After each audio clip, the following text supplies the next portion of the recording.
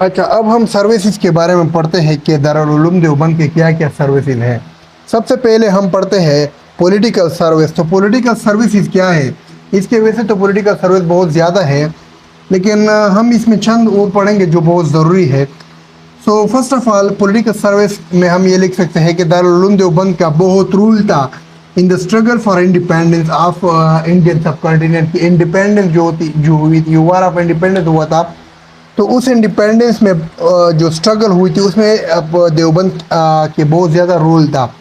Secondly most of its graduates, جو اس کی گریجویٹس تھے، later take part in revolt against Britishers یا برٹش گورنمنٹ، جو بعد میں اس کے جو گریجویٹس تھے، جو دارالعلوم کے اسٹوڈنٹس تھے، جو اس سے فارغ ہوئے بعد میں وہ کیا ہو گئے، انہوں نے حصہ لیا ریوولٹ اگینسٹ برٹشرز، جو برٹشرز تھے اس کے اگینسٹ کیا کر دیا، جو وہ ریوولٹ تھا اس میں انہوں نے حصہ لیا، جس میں فار ایگزامپل ریشمی رومال موومنٹ جو تھا 1917 والا، وہ انیشیٹڈ اور started by Maulana Ubaidullah Sindhi and Mahmud الحسن، ان دونوں کے اسٹرگل سے، جو یہ گریجویٹس تھے فرام دیوبند، یہ کیا تھا، انہوں نے ریشمی رومال تحریک جو ہے یا موومنٹ جو ہے، آپ نے نام سنا ہوگا، تو ریشمی رومال موومنٹ انہوں نے شروع کیا تھا کہ انہوں نے Maulana Ubaidullah Sindhi and Mahmud al-Hasan to oust کے شکل سے نکالے برٹشرز، کوئی برٹشرز کے خلاف تھا۔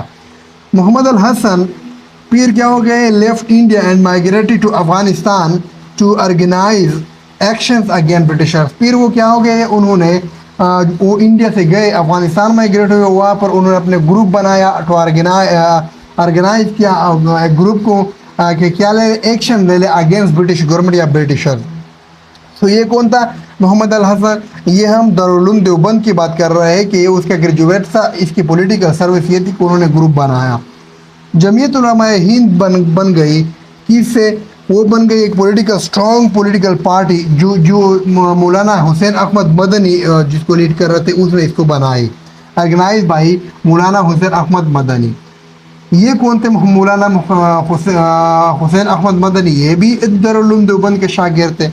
تو یہ جو پارٹی تھی جمعیت علماء ہند، یہ works in collaboration with Congress, all Indian national Congress کے ساتھ یہ کولابریشن میں تھی، اس کے ساتھ شراکت میں تھی، اشتراک میں تھی یا شیئر میں تھی فار انڈیپینڈنس۔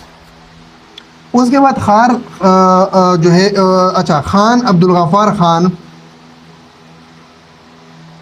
اس کے بعد خان عبدالغفار خان کے بارے میں ہم پڑھتے ہیں in relation with Sheikh Alhind struggle for independence, وہ کلوز ریلیشن میں تھے شیخ الہند کے ساتھ، شیخ الہند اس وقت جو تھا اس کے ساتھ کلوز ریلیشن میں تھے، انہوں نے بھی کافی اسٹرگل کیا فار انڈیپینڈنس۔ اس کے بعد آتے ہیں، یہ سب پولیٹیکل سروسز ہے، تو خلافت موومنٹ یا نان کوپریشن موومنٹ بھی کس کی وجہ سے ہوا تھا؟ دیوبند ہی کی وجہ سے ہوا تھا، ڈیو ٹو دیوبند، کیونکہ ان کے جو لیڈرز تھے وہ دیوبند سے گریجویٹ تھے۔ آتے ہیں ریلیجیس جو ہے سروسز، تو ریلیجیس سروسز میں امپارٹنگ ٹرو اسلامک ایجوکیشن، سب سے پہلے ہم یہ لکھ سکتے ہیں کہ Darul Uloom Deoband was set up to impart to propagate true Islamic education, did you mean education? Number دو یا secondly address many un-Islamic beliefs and customs among Muslims and society and guide them toward true Islam۔ Us society مسلمانوں میں بہت مس guide یا in Islamic believes یا in Islamic customs سے مسلمانوں میں، تو دارالعلوم دیوبند نے کیا کیا، ایڈریس کیا اس کو، اور اس کو کیا کر دیا، گائیڈ کر دیا ٹورڈز ٹرو اسلام۔ یہ اس کے ریلیجیس سروسز میں لکھ سکتے ہیں ہم۔ اس کے بعد ہم لکھ سکتے ہیں کہ سیٹ تبلیغی جماعت سسٹم، جو اس وقت بہت زیادہ رول تھا اس کا، اور ابھی تک اس کا رول کیا ہے، شروع ہوئے، وہ کیا تھا تبلیغی جماعت سسٹم، انہوں نے کیوں شروع کیا تھا؟ ٹو اسٹاپ اور ٹو فیل کرسچن مشنریز، اور انہوں نے give answers with logic and reason and logical and reasonable answers انہوں نے دیے، اور جو کرسچن مشنری تھے ان کو کیا کر دیا تھا، فیلڈ کیا تھا، ناکام بنایا تھا۔ اس کے ساتھ آگے ہم جاتے ہیں ریلیجیس سروسز میں، آپ یہ لکھ سکتے ہو کہ produce thousand of Islamic experts work for Islam and remove false concept from society. Simple سی بات ہے کہ انہوں نے بہت سے اسلامک اسکالرز بنائے اور انہوں نے سوسائٹی سے فالس کنسیپٹ ریموو کیا اور اچھے کنسیپٹ کو پریویل کیا۔ उसके बाद मैं ये लिख सकते हो, आप ये लिख सकते हो, उसके बाद आप ये लिख सकते हो कि जो ये दारुल उलूम देवबंद था, या जो कासिम नदवी साहब थे, या जितने भी इसके स्कॉलर थे, वो क्या था, अगेंस्ट कायदियानी। वो उन्होंने एक मूवमेंट शुरू किया था, एंटी कायदियानी मूवमेंट, जो क्या था, टू रिफ्यूट कायदियानिज्म, के हमने कायदियानिज्म को ख़त्म करना है, और उसको काफिर करार दिया। कायदियानिज्म को क्या कर दिया, काफिर करार दे दिया। सही है। अच्छा, ये तो यहाँ पर। उसके बाद हम आते हैं रूल इन पाकिस्तान मूवमेंट। ये रिलीजियस सर्विसेज थे। अब हम करते हैं रूल इन पाकिस्तान या कंट्रीब्यूशन इन पाकिस्तान मूवमेंट, कि पाकिस्तान मूवमेंट में देवबंद की क्या कंट्रीब्यूशन एंड रोल है। देवबंद बेसिकली जो है पॉलिटिकली, जो उसकी आइडियोलॉजिकली या politically, Deoband rule in Pakistan movement में दो ग्रुप में क्या थी, डिवाइड हो गई थी, टू पार्ट्स में। एक था मदनी ग्रुप, एक था तानवी ग्रुप। मदनी ग्रुप जो था वो लीड बाई मौलाना हुसैन अहमद मदनी। वो क्या थे, influence by Congress and political friend. जो कांग्रेस का नजरिया था उससे वो इन्फ्लुएंस थे, और उन्होंने कांग्रेस के साथ मिलकर क्या कर दिया, वो स्ट्रगल किया था एंड अपोज द पार्टीशन। और जो पार्टीशन था, जो पाकिस्तान तहरीक था, उसके अगेंस्ट थे। दिस ग्रुप फ्रेम, उन्होंने फिर एक पॉलिटिकल पार्टी फ्रेम किया in the name of Jamiat Ulama Hind. Jamiat Ulama Hind के नाम से एक पॉलिटिकल पार्टी का इनेकाद भी किया था। सेकेंड ग्रुप जो देवबंद का है पॉलिटिकली, तानवी ग्रुप था, वो मौलाना अशरफ अली तानवी रहमतुल्लाह अलैह की ज़ेर निगरानी में था, वो लीड कर रहे थे। उन्होंने भी एक पार्टी सेटअप की थी जमीयत उलमा इस्लाम के नाम से। वो सपोर्ट करते थे पाकिस्तानी मूवमेंट, पाकिस्तान मूवमेंट को सपोर्ट कर रहे थे। वो कोलैबोरेशन में थे क़ायद आज़म के साथ। क़ायद आज़म जो पाकिस्तान मूवमेंट के फाउंडर थे, तो वो उनके साथ क्या थे, कोलैबोरेशन में थे। अच्छा, मौलाना शबीर अहमद उस्मानी रहमतुल्लाह जो थे, वो क्या थे, क्लोज कंपेनियन ऑफ क़ायद आज़म थे। और इस तरीके से तानवी ग्रुप की ग्रेट रोल है इन ब्रिंगिंग ऑब्जेक्टिव रेजोल्यूशन लाने में भी तानवी ग्रुप के बहुत से रोल है।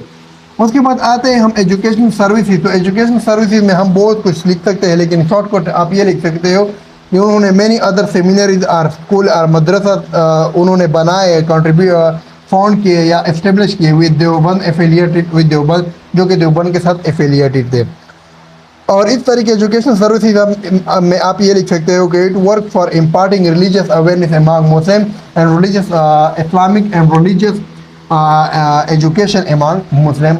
इसके लिए भी वो क्या कर रहे थे, वर्क कर रहे थे।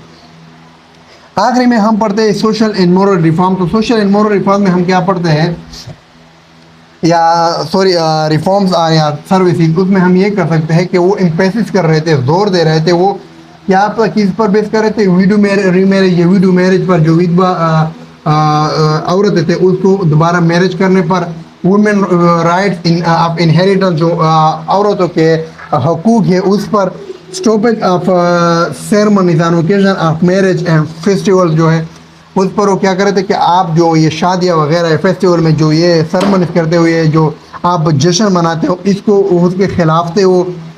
या जो मैरिज या जो फेस्टिवल त्यौहार है उसके खिलाफ में जो हम जश्न मनाते हैं ना, उसके भी वो खिलाफ थे। एंड द लास्ट इज़ जो मैंने शायद यहाँ नहीं लिखा है, प्रमोशन ऑफ उर्दू।